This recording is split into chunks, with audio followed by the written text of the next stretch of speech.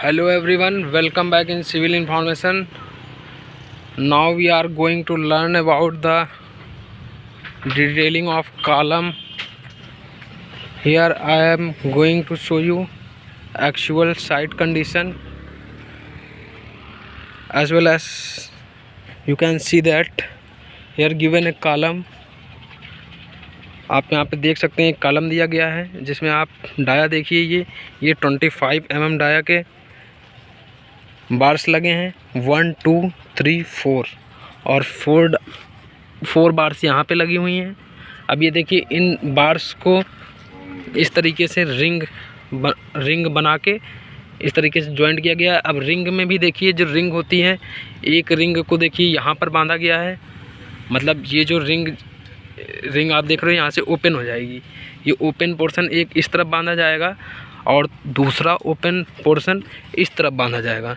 ये चीज़ आप शो करिए, इस चीज़ को आप नोटिस करिए। ये अल्टरनेट चलेंगे, ये देखिए इधर ओपन किया गया है, ये डाउन रहेगा। तो अब इसके जब इस तरफ इस वाले में उस फेस पे ओपन वाला रहेगा रिंग का सेक्शन, और इसी तरीके से जब अल्टरनेट इधर पहुँचें तो यहाँ पे देखिए नीचे की तरफ प्रोवाइड किया गया है, ये ओपनिंग यहाँ पर ऊपर की तरफ प्रोवाइड करी गई है। उसी तरीके से फिर यहाँ पर हम गए अल्टरनेट, सेम उस तरफ भी इसी तरीके से चल रहा है, जैसा कि मैं आपको यहाँ पर दिखाता हूँ। ये देखिए फिर ये डाउन, फिर ये देखिए अल्टरनेट चला, फिर ये देखिए ऊपर की तरफ ओपन किया गया है। यहाँ पर देखिए ये अगर आप देख पा रहे हैं ऊपर की तरफ ओपन किया गया है, ये देखिए, और यहाँ नीचे की तरफ ओपन किया गया है। तो इसी तरीके से रिंगें हमारी पूरे कॉलम में बनती हैं। और ये इनके बीच की जो डिस्टेंस होती है उसको स्पेसिंग बोलते हैं। ये स्पेसिंग यहाँ पर लगभग 3 इंची 4 इंची ली जाती है, क्योंकि यहाँ पर बेंडिंग ज़्यादा डेवलप हो रहा है। इस वजह से आप कभी भी देखना कॉलम में नीचे की तरफ, ये हमारा नीचे का पोर्शन हो गया, क्योंकि ये इसी तरीके से खड़ा कर दिया जाएगा तो नीचे की तरफ ये स्पेसिंग हमारी कम होती है। फिर कॉलम के जैसे जैसे हम सेंटर में पहुंचते जाते हैं तो देखिए स्पेसिंग बढ़ जाएगी। ये देखिए ये स्पेसिंग यहाँ पर बढ़ा दी गई है। ये अब इस तरीके से यहाँ सेंटर में स्पेसिंग बढ़ा दी गई। फिर देखिए जैसे जैसे ऊपर पहुँचेंगे तो हमारी स्पेसिंग फिर कम करते चलेगा। तो ये है पूरा प्रोसेस, कॉलम को इस तरीके से बांधा जाता है। तो अब देखिए हम यहाँ पर कुछ टेक्निकल चीज़ों की भी बात करते हैं। जैसे यहाँ पर देखिए 25 लिखा गया है, यानी ये 25 mm की सरिया है। और यहाँ पर आप देखिए ये लिखा हुआ है D।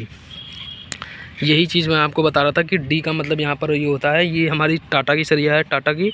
तो अब ये नई टेक्नोलॉजी को इंट्रोड्यूस कर दिए हैं कि मतलब इसमें ये डक्टाइल नेचर को स्पेशली यहाँ पर बता रहे हैं कि इस बार्स में क्या है, डक्टाइल नेचर हमने स्पेशली इंट्रोड्यूस किया गया है, जो हमको फेल्योर पोर्शन को बताएगा, जैसा कि आप देख पा रहे हो। अब इसमें अगर आप ये देखना चाहें क्लियर कवर, इफेक्टिव कवर और नॉमिनल कवर क्या होता है, वो भी मैं आपको बता सकता हूँ।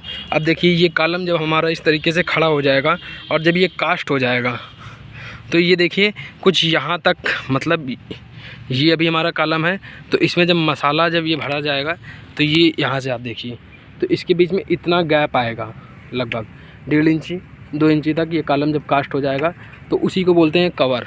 तो कवर जो होता है एक तरीके से होता है कि कितना, मतलब इसमें कंक्रीट इसके इधर बाहर तक भरा जाएगा, इसको खोल कितने, उस खोल की थिकनेस कितनी होगी कंक्रीट की, जो इसके आउटर सरफेस पे यहाँ पे प्रोवाइड कराएंगे। तो वो थिकनेस अगर मैं यहाँ से लूँ, ये देखिए आप, ये हमारी मेन बार है, मेन बार के सरफेस से अगर मैं यहाँ तक अगर बोलूँ, इसको बोलूँगा मैं क्लियर कवर। आप समझने की कोशिश करिएगा। अब वही चीज़ अगर मैं इस रिंग के आउटर डाया से, रिंग के सरफेस से अगर मैं यहाँ तक अगर लूँ तो मैं इसको बोलूँगा नॉमिनल कवर। और वही चीज़ अगर मैं इस 25 mm की जो बार है इसके सेंटर से, यानी 25 का हाफ हो गया 12.5 mm से लेके ये जो थिकनेस होगी ये, इसको मैं बोलूँगा इफ़ेक्टिव कवर। तो यही हम लोग क्लियर कवर, इफेक्टिव कवर और नॉमिनल कवर को न्यूमेरिकल में यूज करते हैं। और जब हमारा ओल्ड IS कोड था उसमें वो क्लियर कवर की बात करते थे, नॉमिनल कवर की नहीं करते थे। मतलब कि वो लोग मेन बार से ही ये बता देते थे कि इतना थिकनेस की यहाँ पर खोल प्रोवाइड कराई जाएगी कंक्रीट की, जिसकी वजह से सेक्शन हमारे फेल होने लगे थे, क्योंकि इस थिकनेस को वो लोग रिमूव कर दिए थे। तो वही जब हमारा IS कोड नया वाला आया 2000 का रिवाइज वर्जन, उसमें नॉमिनल कवर की बात करी गई, जिसमें जिसमें ये बताया गया कि हम ये रिंग को भी कंसीडर कर रहे हैं और रिंग की थिकनेस के बाद की जो कवर प्रोवाइड करेंगे उसको हम बोलेंगे नॉमिनल कवर। तो आई होप आप समझ पा रहे हैं मेरी बात को।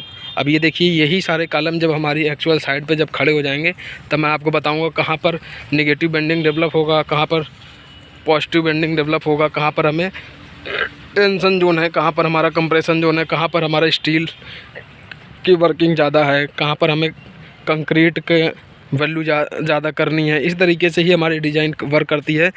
तो अब धीरे धीरे हम लोग साइड की ही प्रॉब्लम को फेस करते हुए अपने न्यूमेरिकल प्रॉब्लम को सॉल्व करेंगे, जिससे हमारे डाउट और क्लियर होते जाएंगे। अब मैं आपको अपने अगले वीडियो में और भी चीज़ें डिटेल में बताऊंगा। Thank you guys very much for watching this video.